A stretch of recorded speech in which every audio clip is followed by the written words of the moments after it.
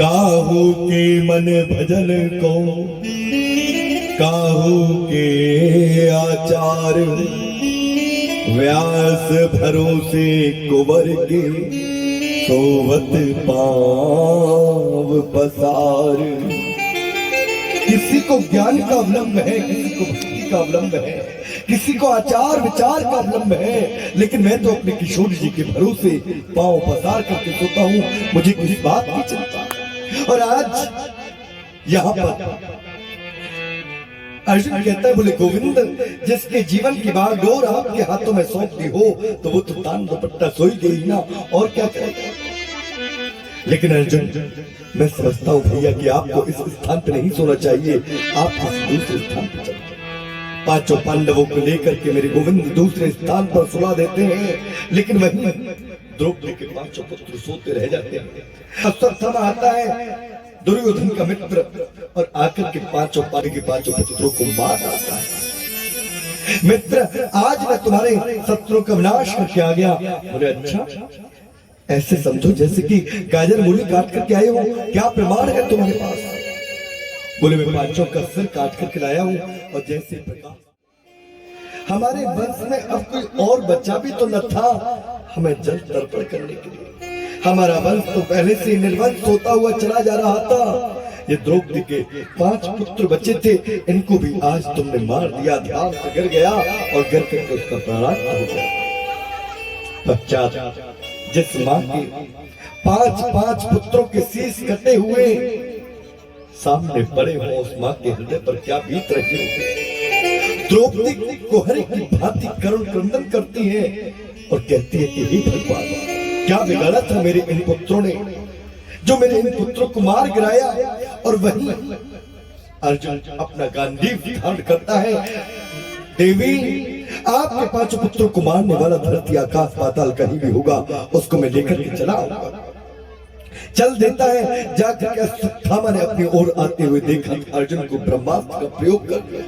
और जैसे ब्रह्मास्त्र को अर्जुन ने अपनी ओर आते हुए देखा, गोविंद के चरणों में जाकर के पाए पाए महायोगिन देव देव जगतपते, हे गोविंद मुझे बचाओ, ये ब्रह्मास्त्र मुझे जला करके भस्म कर देगा।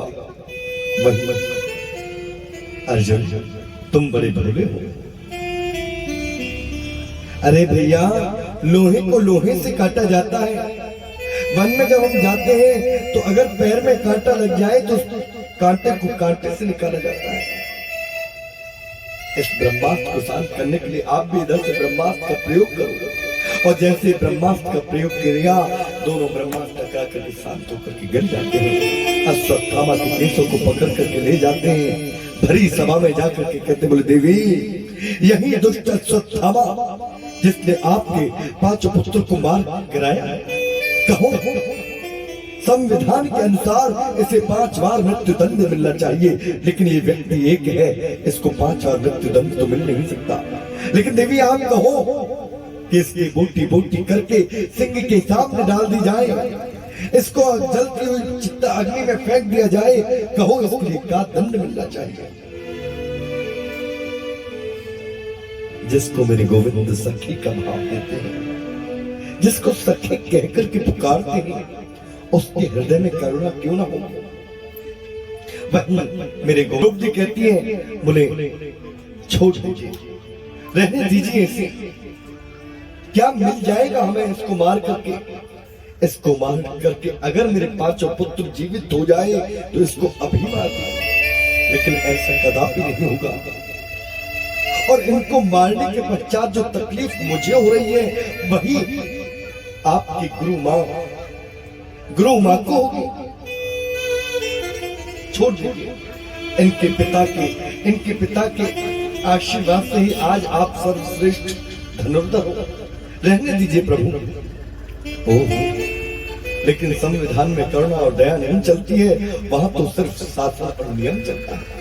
देवी यहाँ पर भावनाओं से नहीं, यहाँ पर शास्त्रों के अनुसार धर्म के अनुसार कार्य होता है। और वहीं आज धर्मराज युधिष्ठिर के हाथ जोड़ करके अर्जुन कहते, बोले भैया आप बताओ मैं इसके लिए क्या दंड दूं।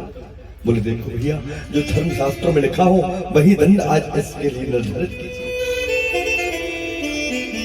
भीमसेन जी कहते बोले ऐसे दुष्ट को तो मारना ही चाहिए। नकुल सहदेव कहते बोले हाँ हाँ मजले भैया सही कहते हैं, ऐसे पापी को तो मारो ही। उसी भरी सभा में मेरे गोविंद भी खड़े हुए थे। जाकर के मेरे गोविंद के चरणों में प्रणाम करते हुए अर्जुन कहता है बोले श्याम सुंदर कहिए मैं इसके लिए क्या धर्म निर्धारित करूं। मेरे गोविंद कहते हैं कि ब्रह्म बंधुर्न हन्तव्य आतताए बधारहण वयमो वयमानस्तम परिपाहन शासन।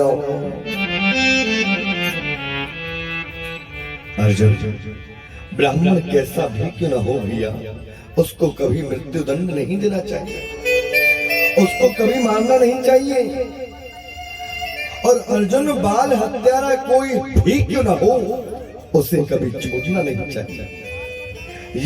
ये ब्राह्मण है, इसको मारो मत अर्जुन, और ये बाल हत्यारा है, इसको छोड़ो भी मत। पूरी सभा में सन्नाटा छा गया। वहां कन्हैया आपके जैसे न्यायाधीश दो चार हो जाए तो बस हो गया काम, मारो भी और मारो भी नहीं। पूरी सभा में सन्नाटा छा गया। और वहीं अर्जुन ने गीता को पढ़ा है, गीता को सुना है, वहीं आधी दाढ़ी आधी मूंछ मोड़ देते हैं और भरी सभा से धक्के देकर के निष्कासित कर देते हैं। सज्जनों, एक अधम ब्राह्मण का यही सबसे बड़ा वध होता है कि उसे अपमानित करके निष्कासित कर दिया जाए। और आज यही हुआ, यही किया। सज्जनों, अश्वत्थामा को शुक्रगुजार होना चाहिए था कि मैंने काम तो किया था मरने का, लेकिन मुझे दंडित करके दाढ़ी मूंछ काट करके मूर्धन्य मणि प्रहार मस्तिष्क के मणि खींच करके मुझको दंडित करके भेज दिया। लेकिन जहां तो ईर्ष्या उत्पन्न हो गई, पूरे वंश को निर्वंश न कर दिया तो मेरा नाम भी अश्वत्थामा नहीं। मेरा अपमान किया, मेरे दाढ़ी मूंछ मोड़ दिए, मेरी मणि को छीन लिया, अब मैं इसको छोड़ूंगा नहीं, पूरे वंश को निर्वंश कर दूंगा। समझते क्या है सज्जनों, मानव जीवन के दो ही सबसे बड़े मित्र हैं और दो ही सबसे बड़े शत्रु हैं। दो सबसे बड़े मित्र हैं विवेक और सहनशील। ये मित्र हैं हमारे जीवन के, हमेशा जीवन में विवेक से काम करो, सहनशील होकर के काम करो। और दो ही शत्रु हैं क्रोध और ईर्ष्या। क्रोध, हमने आप एक कथा सुनी, मंदिर गए और जाकर के घर पे क्रोध करने लग गए। हाँ, बहू रानी के ऊपर, बेटी के ऊपर, बेटे के ऊपर या कोई और किसी का सारा पूजा का किया धरा जो पुण्य था नष्ट कर दिया। हाँ, ये क्रोध है। और ईर्ष्या तो ऐसा दुर्गुण है सज्जनों कि धीरे धीरे धीरे धीरे हमको ही खाता है, दूसरे का कुछ नहीं बिगाड़ता। हाँ, एक व्यक्ति कलयुग का था। हाँ, और जाता है, जाकर के पंडित जी से पूछता है, बोले पंडित जी एक बात बताऊं, मैं अगर तपस्या करने के लिए बैठ जाऊं तो तपस्या में सबसे जल्दी प्रसन्न कौन से देवता होंगे? पंडित जी ने कहा कि देखो भैया, सभी देवी देवताओं के मंदिर भी बड़े ज्यादा होते हैं और बड़े ज्यादा भक्त भी हैं। इधर बिहारी जी को देखो, वो लाइन लगी पड़ी है। हाँ, खाटू श्याम जी की तरफ में जाओ तो वहां पे भी लाइन लगी पड़ी है। इधर माता वैष्णो देवी पे जाओ तो वहां पे भी लाइन लगी पड़ी है। लेकिन ब्रह्मा जी की ना बड़े कम भक्त हैं।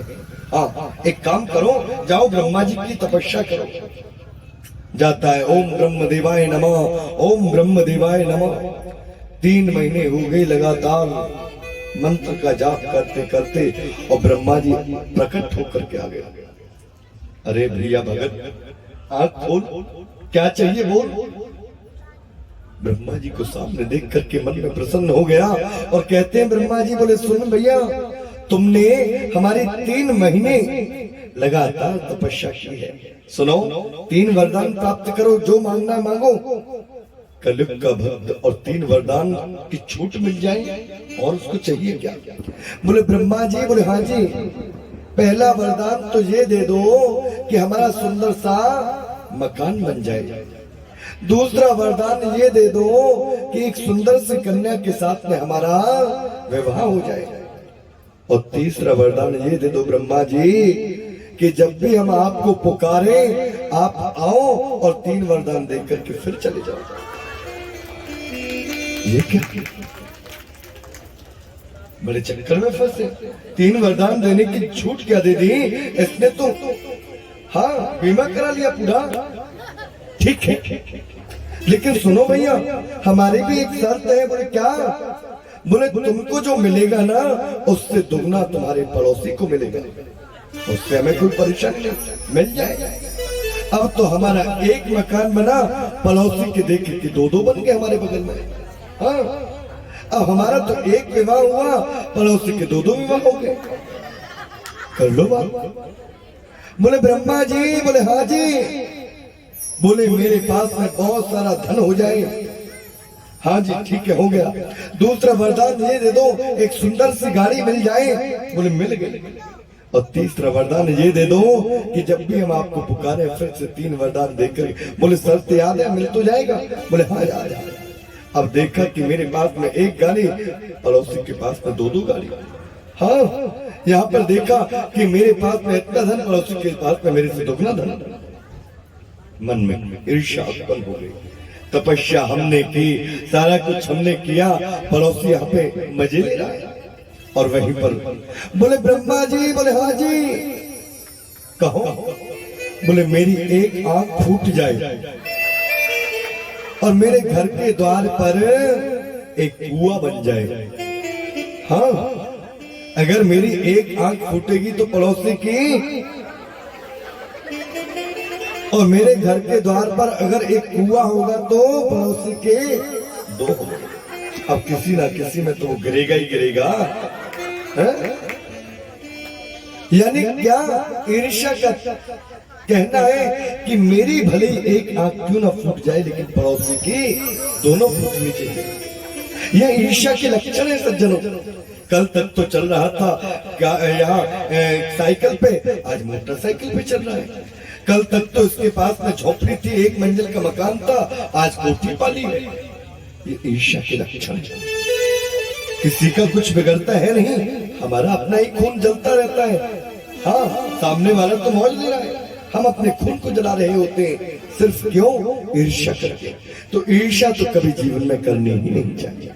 लेकिन आज यहाँ पर इस ब्राह्मण पुत्र को ईर्ष्या उत्पन्न हो जाती है, पूरे वंश को निर्वंश कर दूंगा। फिर हंसने लगा। अब वंश में बचा ही कौन है जो मैं निर्वंश करूंगा? अब कोई है ही नहीं। नहीं।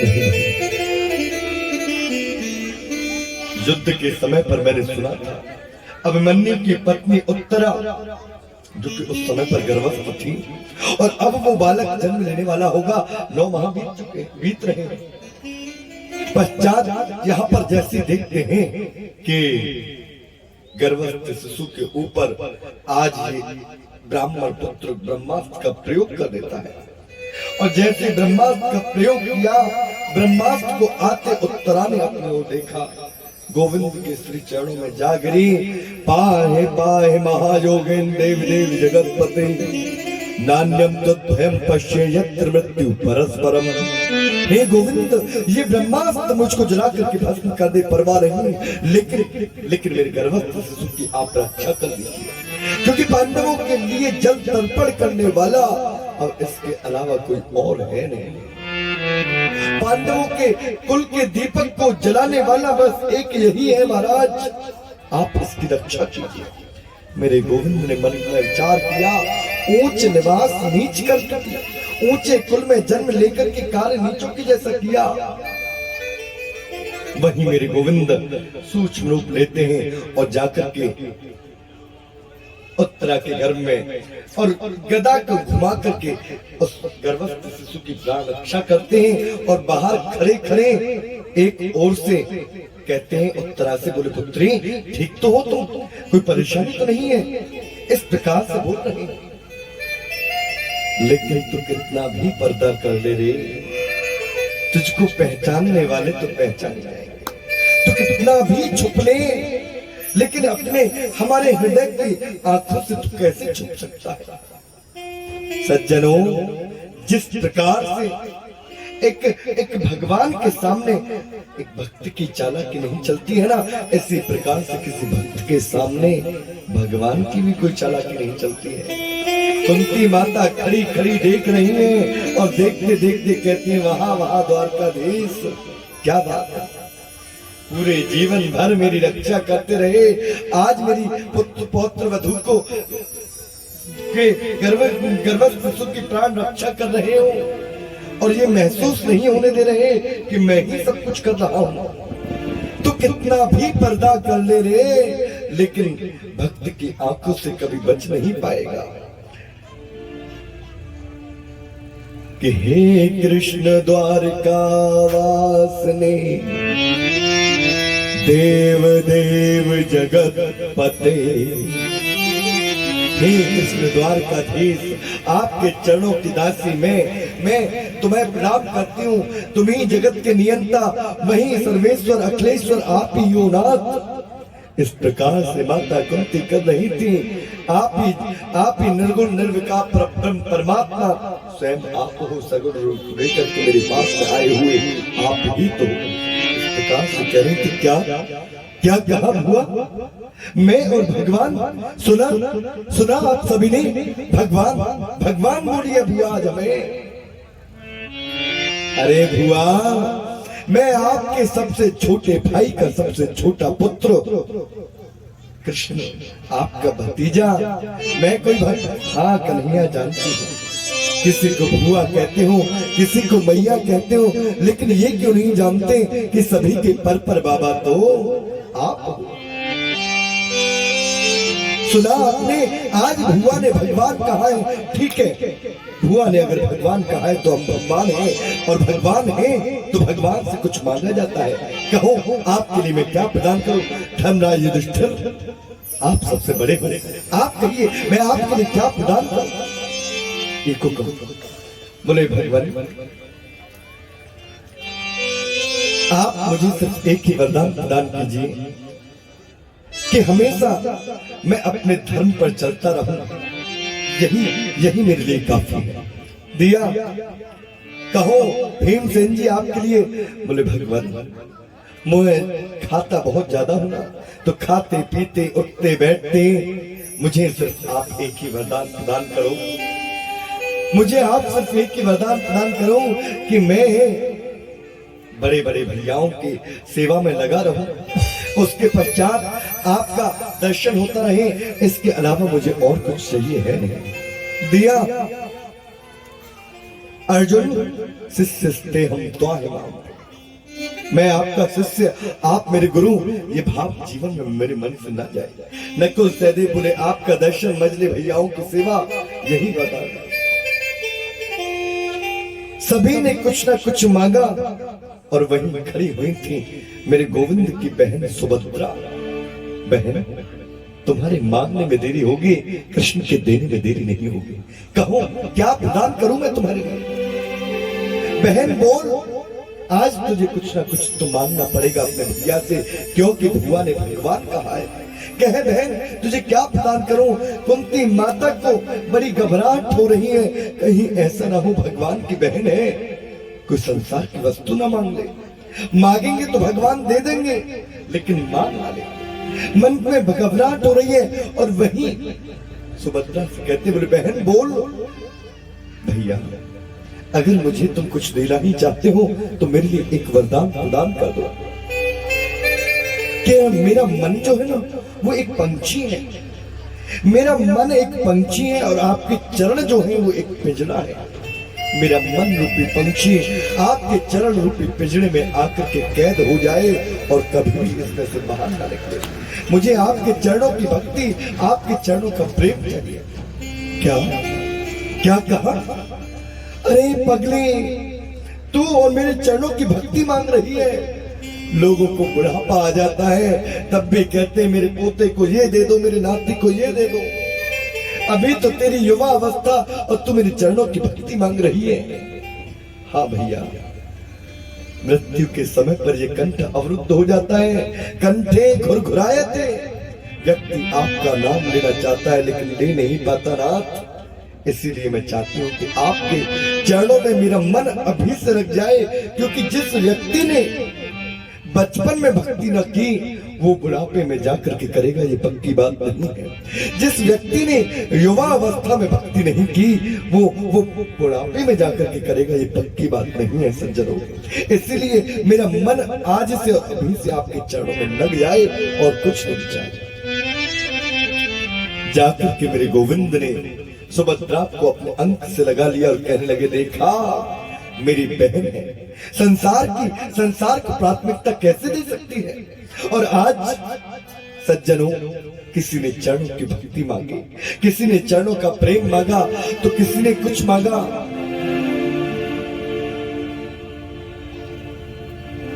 सभी ने कुछ ना कुछ मांगा, लेकिन क्रांति तो जब आई जब बारी माता कुंती की आई। और वही भुआ कहूं तुम्हारे मांगने में देरी होगी, लेकिन कृष्ण के देने में देरी नहीं होगी। बुआ कहो तुम्हें मैं क्या प्रदान करूं। अगर ब्रह्मा का पद चाहिए तो ब्रह्मा का पद मैं आपके लिए देता हूं बुआ। तुम्हें अगर शंकर का पद चाहिए तो मैं अभी की अभी तुम्हें शंकर का पद प्रदान कर देता हूं। कहो बुआ मैं आपके लिए क्या प्रदान करूं। आंखों में अश्रु लिए माता कुंती कहती है, बोले गोविंद आज अगर देने की बात करते हो तो एक ही वरदान प्रदान कर दो कि विपदा संतुना सस्य तत्र तत्र जगद्गुरु भवतो दर्शनम यशा द पुनर्भव दर्शनम। एक ही वरदान प्रदान कर दो मुझे कि मेरे जीवन में विपत्ति पे विपत्ति आती रहे। एक विपत्ति दूर ना हो कन्हैया, दूसरी विपत्ति मेरे जीवन में आ जाए। क्या कहा हुआ। दुख मांगते मांगते तुम्हारा पेट नहीं भरा हुआ। जो आज तुम्हारे पुत्रों को राजगद्दी प्राप्त हुई और मैंने कुछ मांगने के लिए कहा तो फिर से तुमने झोली पसार करके दुख मांग लिया। दुख भोगते भोगते तेरा पेट नहीं भरा हुआ। तेरे बालक को मारने के लिए गांधारी के 100 पुत्र योजना बनाते हैं। प्रतिपल तुम्हारा जन्म भी हुआ। आप जरा कुंती माता के चरित्र को देखिए। जन्म हुआ कहाँ? मथुरा में सूरसेन जी के यहाँ पर। कुंती भोज नाम का राजा गोद लेकर के चला जाता है, नाम रख देता है कुंती अपने नाम के आधार पर। पहला नाम कुंती का था प्रथा। कुंती भोज नाम का राजा ले गया, नाम हो गया कुंती। पश्चात किशोर अवस्था में ही उनका विवाह कर दिया और विवाह भी किया तो एक ऐसे व्यक्ति के साथ जो जन्म से पीलिया का रोगी है और उसको भी एक श्राप मिला है कि सहवास की कामना से अगर कभी वो अपनी पत्नी के पास में जाएगा तो उसकी अकाल मृत्यु हो जाएगा। भला हुआ वो तो संत दुर्वासा का, जो आपके लिए वरदान देकर के गए कि जिस देव को पुकारोगे वही देव आपके लिए वरदान देकर के जाएगा। भुआ आज आपके और छोटी पत्नी पांडु की जो मातृ है, एक बार राजा पांडु अपने मन पर काबू न कर पाए, मातृ के पास में काम भावना से चले जाते हैं, तुरंत उनकी मृत्यु हो जाती है। मातृ कहती है, बोले बहन पति की मृत्यु हो गई, मेरी वजह से तुम्हें पति के साथ में सती होंगे। 2 उनके 3 अपने 5 पुत्रों को लेकर के आप प्रतिपल अपने आप को सुरक्षित करते हुए जा रही हैं और यहाँ गांधारी के 100 पुत्र आपके पुत्रों को मारने के लिए प्रतिपल योजना बना रही हैं। और आज तुम्हारे पुत्रों को राजगद्दी मिली, राज्य अभिषेक हुआ तो आपने फिर से झोली पसार करके दुख मांग लिया। बुआ नहीं, अब मैं ये दुख आपके लिए नहीं दे सकता हूँ, मैं नहीं दे सकता हूँ बुआ। कि सुख के माथे सिल पड़े जो हरि हृदय से जाए, बलिहारी मां दुख की जो पल पल नाम जपाए। हेरी बलिहारी मां दुख की जो पल पल नाम जपा, पल नाम जपाए, सुख भी मुझे प्यारे, दुख भी मुझे प्यारे, छोड़ो मैं किसे भगवन,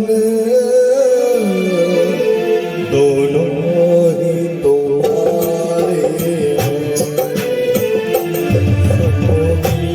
मुझे प्यारे हैं, मुझे प्यारे हैं, छोड़ो मैं किसे, छोड़ो मैं किसे, छोड़ो मैं किसे भगवन, दोनों ही तुम्हारे हैं, दोनों ही तुम्हारे,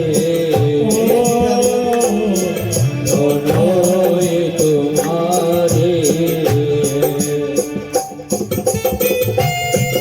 एक कन्हैया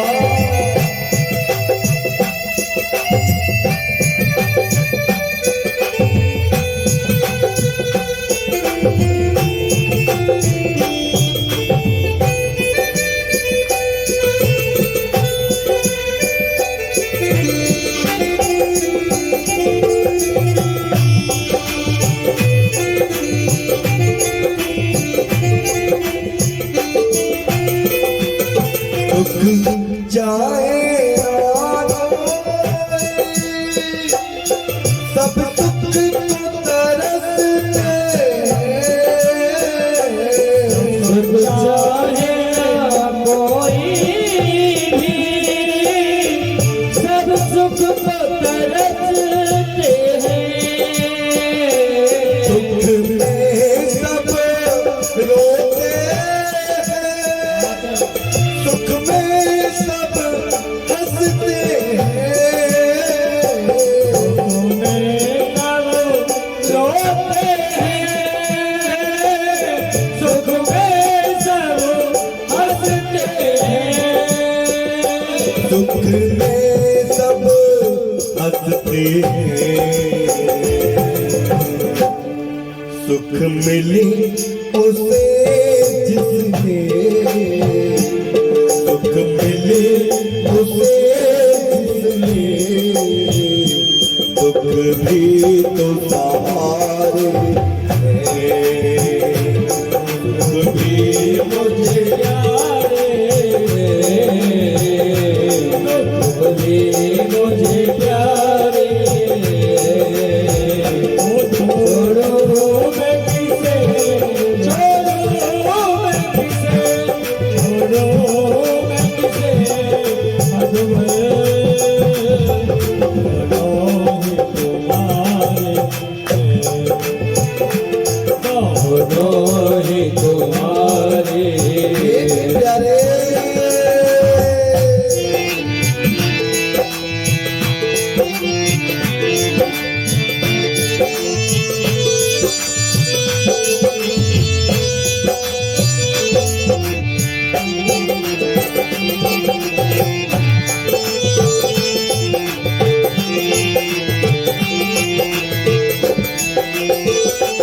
मैं कैसे कहूँ भगवान, मुझे सुख या दुख दे दो,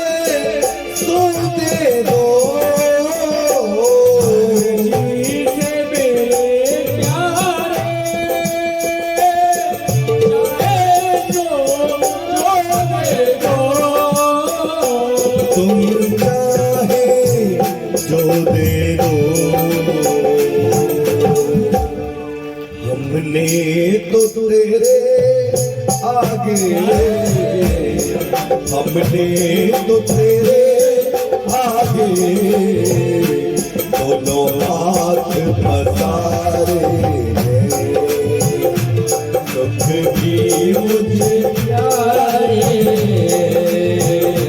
दुख भी मुझे प्यारे छोड़ो मैं किसे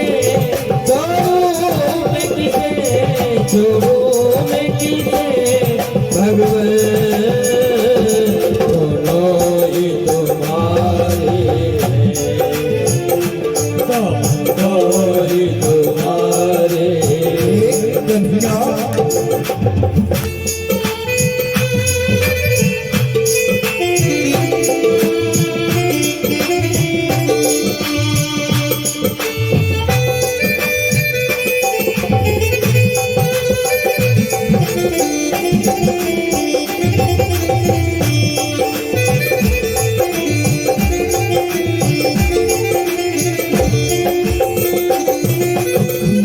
मैं तेरा शुक्र करूं, दुख में पर याद करूं।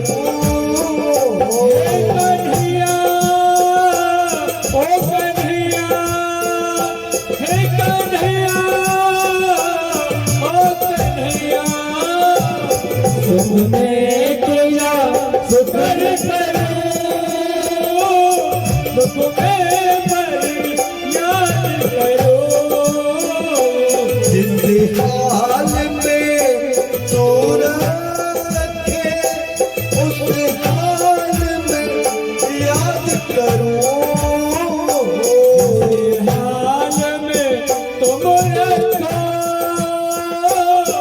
उस हाल में मैं तो रहूं उस हाल में याद करूं। तेरी कृपा के फल दोनों, तेरी कृपा के फल दोनों मुझे जान से प्यारे ये मुझे प्यारे ये मुझे प्यारे छोड़ो मैं किसे छोड़ो मैं किसे छोड़ो मैं किसे तुम्हारे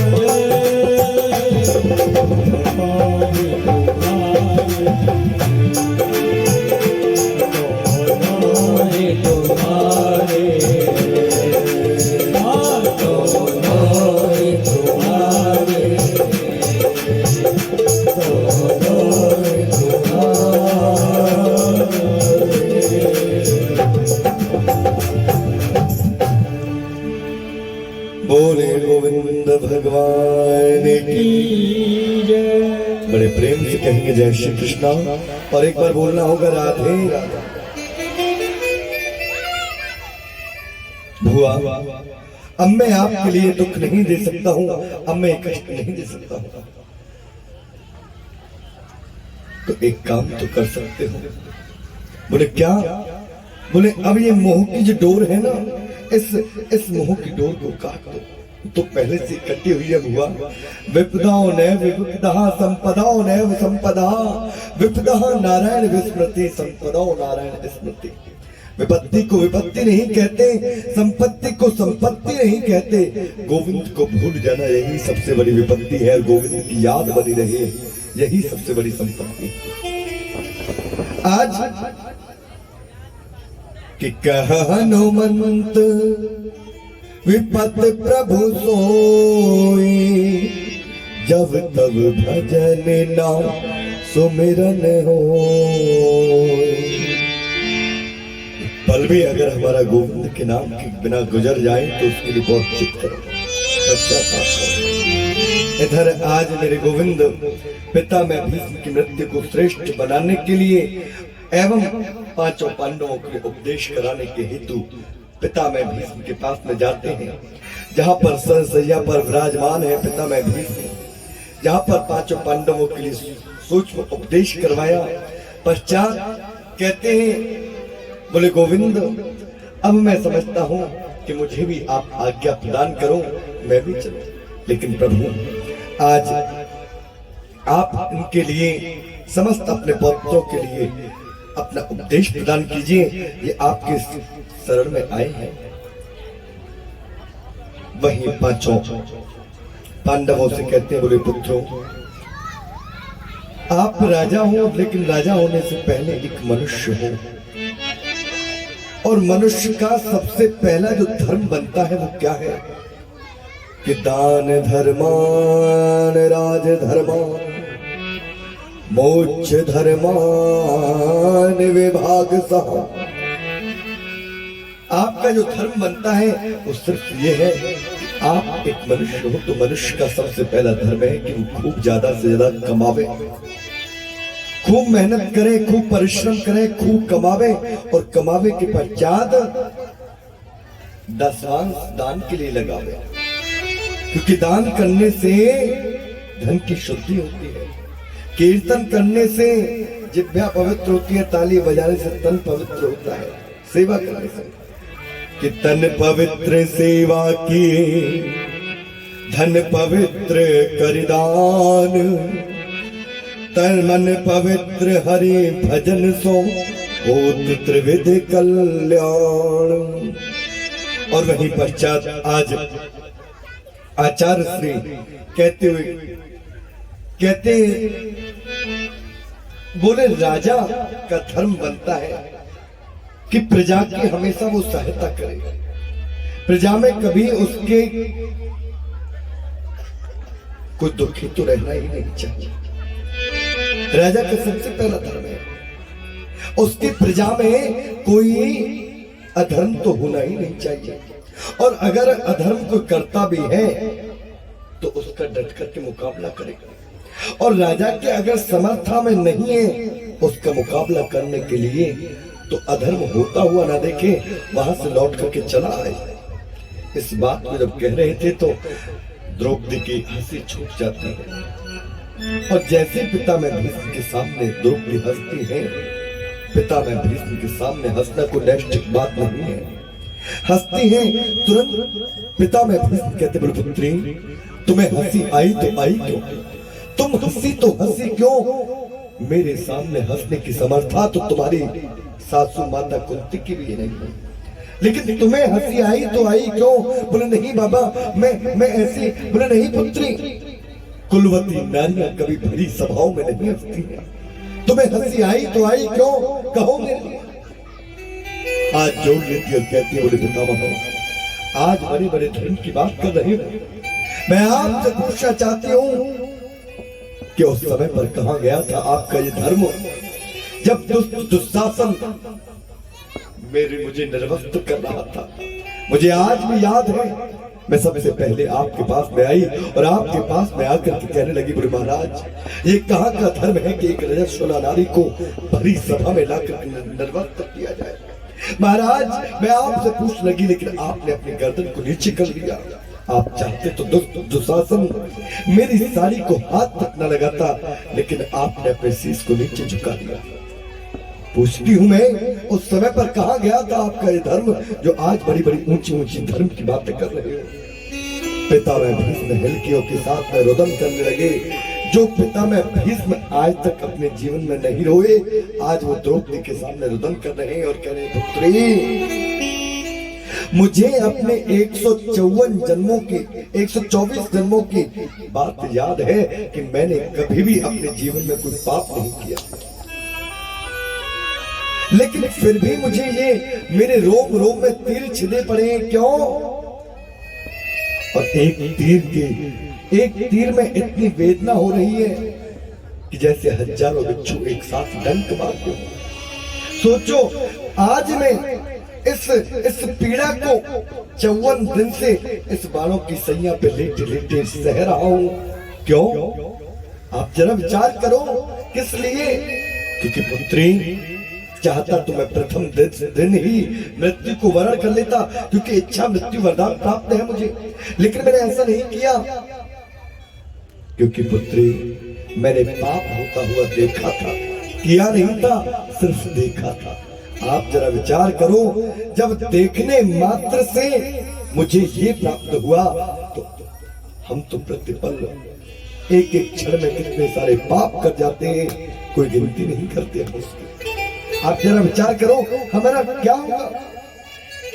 ये तो पिता में भीष्म है, और आज यही पर पिता में भीष्म कहते बोले पुत्री पुत्री आज जो पीड़ा हो रही है तुम्हें पता है सिर्फ इसीलिए। बाबा बाबा मुझे क्षमा करना। बोले नहीं पुत्री, वास्तविकता में तो उस समय पर मेरी मति जो है वो थोड़ा भ्रमित हो गई, क्योंकि जैसो खाओ अन्न और वैसो होए मन। मैंने दुर्योधन का अन्न भोजन प्रसाद ग्रहण किया, उसका घर का भोजन किया, तो इसलिए मेरी मति ऐसी हो गई। सज्जनों, जीवन में याद रहे, जब भी हमारी माता बहन भोजन बनाए रसोई में हमेशा शुद्धता के साथ में बनाए। हाँ, चप्पल जूतों को पहन करके बनाएंगे और फिल्मी गाने लगा लेते हैं, किचन में मोबाइल में रख देते हैं और तब बनाते हैं। तो जैसे वो फिल्मी गाने बना करके भोजन बनाते हैं ना, वैसे वो फिल्मी वो हो जाते हैं, हाँ, फिल्मों के जैसा। और फिल्म तो क्या होती है बोले काल्पनिक, फिर वो काल्पनिक दुनिया में आपके साथ में वैसा ही व्यवहार करते हैं। इसीलिए जब भी अपने रसोई घर में भोजन बनाए तो अपने गोविंद का नाम स्मरण करके बनाए, अपने गोविंद का भजन सुनते सुनते भोजन प्रसाद बनाए। क्योंकि अगर आप किसी के लिए कुछ नहीं दे सकते, लेकिन आप उनके लिए सिर्फ भोजन प्रसाद बना करके उनको परिवर्तन कर सकते हैं, अपने पूरे परिवार को। हाँ, ये आपके हाथों में होता है। और आज यहाँ पर मेरे श्याम सुंदर के समक्ष खड़े हुए समस्त पांच पांडवों को उपदेश देते हुए पिता में भीष्म कहते बोले अब मैं चाहता हूं कि अब मुझे जाना चाहिए। तो वही पिता में भीष्म गोविंद से कहते हैं बोले नाथ, वास्तव में प्रबल प्रेम के पाले पड़कर हरि को नियम बदलते देखा, अपना मान टले टल जाए भक्त का मानना टलते देखा। इसीलिए प्रभु मैं आपसे ये चाहता हूं कि अब मुझे आप आज्ञा प्रदान कीजिए, मैं जाना चाहता हूं। आपको इच्छा मृत्यु वरदान प्राप्त है, चाहो तो और रह सकते हो संसार में। बोले नहीं नाथ, अब इच्छा नहीं है। और ऐसा मुझे ये मौका कब मिलेगा कि देहांत काले तुम सामने हो, मुरली बजाते मन को लुभाते, यही गीत गाकर मैं तननाथ त्यागू, गोविंद दामो धर्माधवेती। इतना तो करना स्वामी, जब प्राण तन से निकले, इतना तो करना स्वामी, जब प्राण तन से निकले, इतना तो करना स्वामी, जब प्राण तन से निकले, इतना तो करना स्वामी, जब प्राण तन से निकले। गोविंद नाम लेकर, गोविंद नाम लेकर, जब प्राण तन से निकले, गोविंद नाम लेके जब प्राण तन निकले। हे प्यारे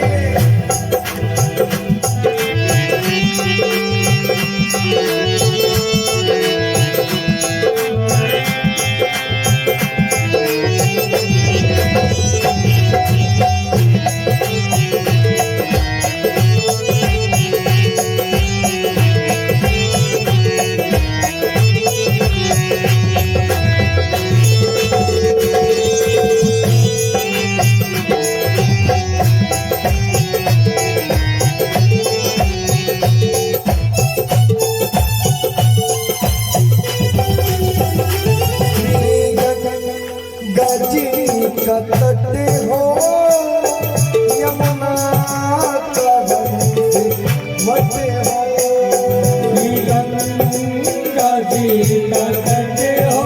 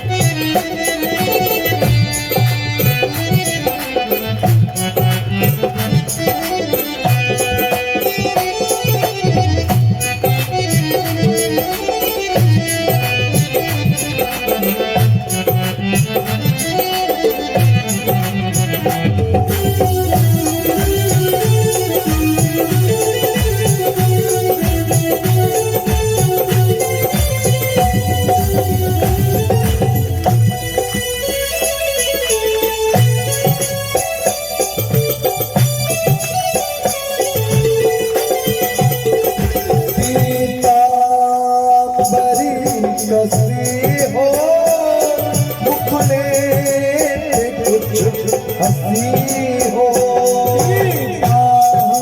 बड़ी कसी हो मुखड़े पे कुछ हंसी हो सीता बड़ी कसी हो मुखने पे कुछ हंसी हो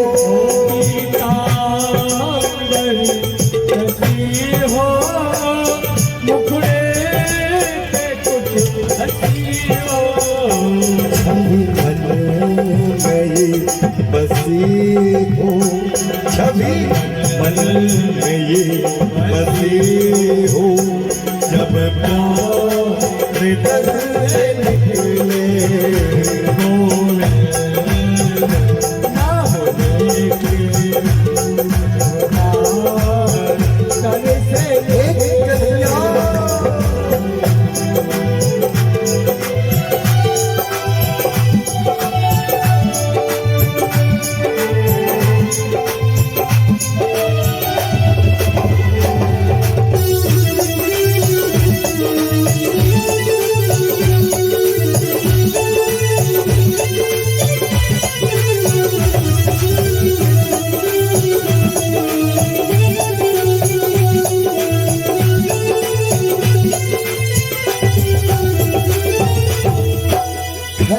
घनश्याम जल्दी आना न हमको भूलना घनश्याम जल्दी आना न हमको भूल जाना घनश्याम जल्दी आना न हमको भूलना घनश्याम जल्दी आना नहीं हमको भूल जाना और आकर के क्या करना मुरली की धुन बजाना मुरली की धुन बजाना हम मुरली की धुन बजाना जब प्राण तन से निकले इतना करना स्वामी जब प्राण करते इतना तो करना स्वामी जब प्राण तन से निकले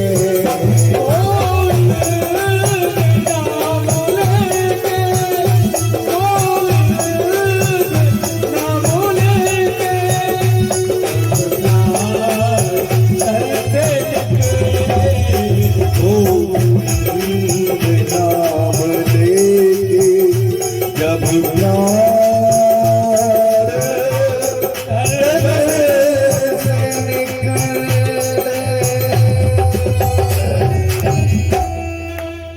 बोले गोविंद भगवान की बड़े प्रेम से कहेंगे जय श्री कृष्ण।